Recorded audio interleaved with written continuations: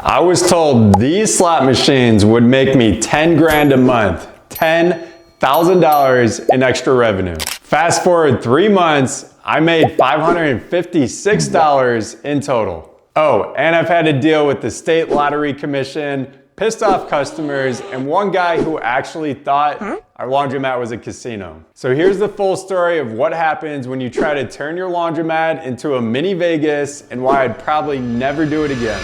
So here's how it all started. One day I got a call from a slot machine salesman. He says, hey, you've got the perfect setup, a high traffic laundromat, and you could easily make $10,000 a month with just a few slot machines. We did our own research. Things seemed to line up, so I said, okay. I'm thinking, wow, that's a lot of money and it's going to be completely passive. I'm already paying a mortgage on the building. Why not squeeze some more cash out of the square footage? So I met with him. He gives me all these charts and numbers. It looks legit. It sounds amazing. So I said, let's give it a try. We installed the machines. I signed the agreement and we're off to the races. Here's what actually happened. So the first month I made $184.12.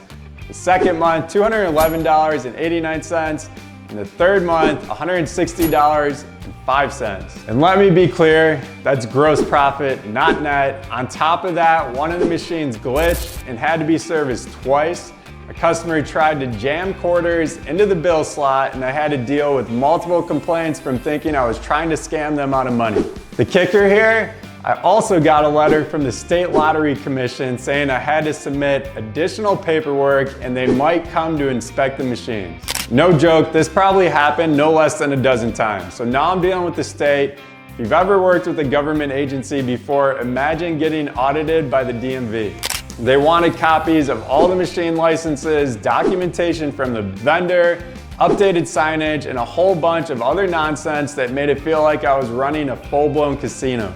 This turned into a full-time paperwork job just to keep 3 underperforming slot machines running.